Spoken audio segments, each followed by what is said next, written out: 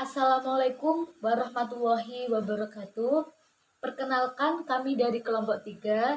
Kami akan mempresentasikan materi tentang teori konsumsi Islam.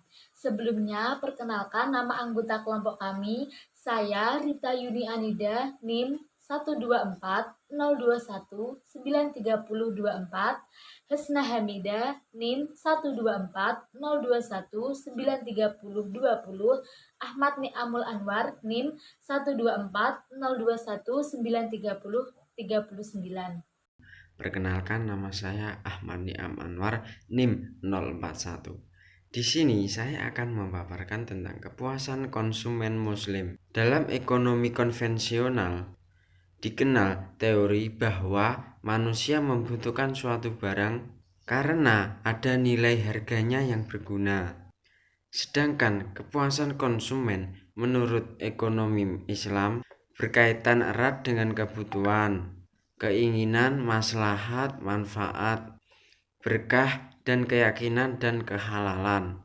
Asas-asas rasionalitas konsumen itu ada 4. 1. Konsep kesuksesan. 2. Jangka waktu perilaku konsumen. 3. Konsep kekayaan. 4. Konsep barang. Materi selanjutnya yaitu fungsi utility.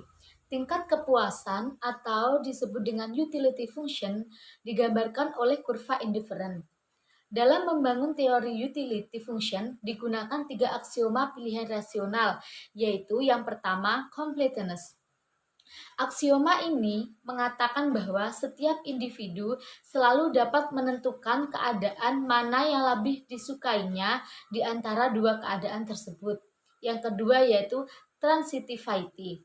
Aksioma ini menjelaskan bahwa jika seorang individu mengatakan A lebih disukai daripada B dan B lebih disukai daripada C, aksioma ini sebenarnya untuk memastikan adanya konsistensi internal di dalam diri individu dalam mengambil suatu keputusan.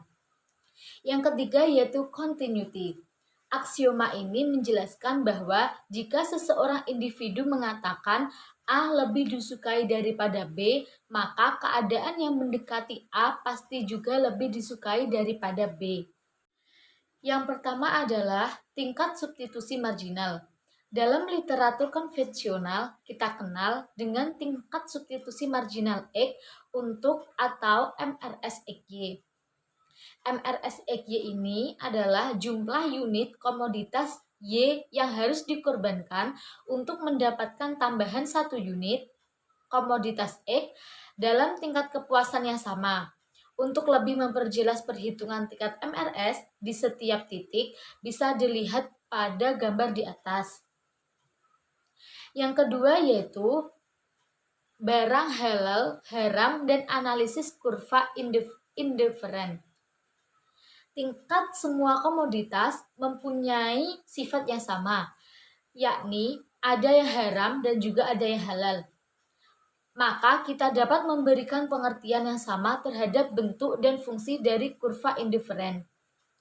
Seperti diketahui, IC dan garis anggaran digunakan untuk menganalisis pilihan seorang konsumen akan meningkat jika ia mengonsumsi lebih banyak barang yang bermanfaat atau barang yang halal dan mengurangi mengonsumsi barang yang buruk atau barang yang haram.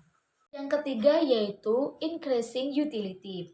Semakin tinggi indifference curve berarti semakin banyak barang yang dapat dikonsumsi, artinya semakin tinggi tingkat kepuasan konsumen.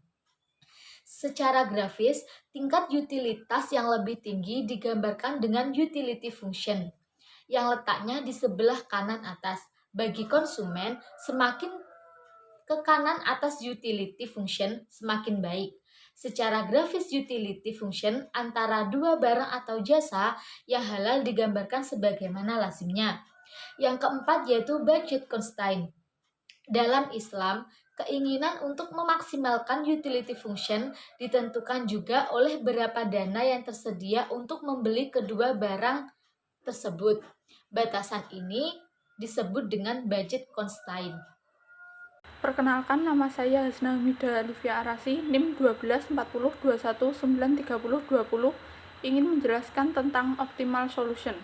Optimal solution, konsumsi seorang muslim harus bertindak rasional. Konsumen rasional yaitu konsumen yang memilih suatu komoditas yang akan memberikan tingkat utilitas paling besar.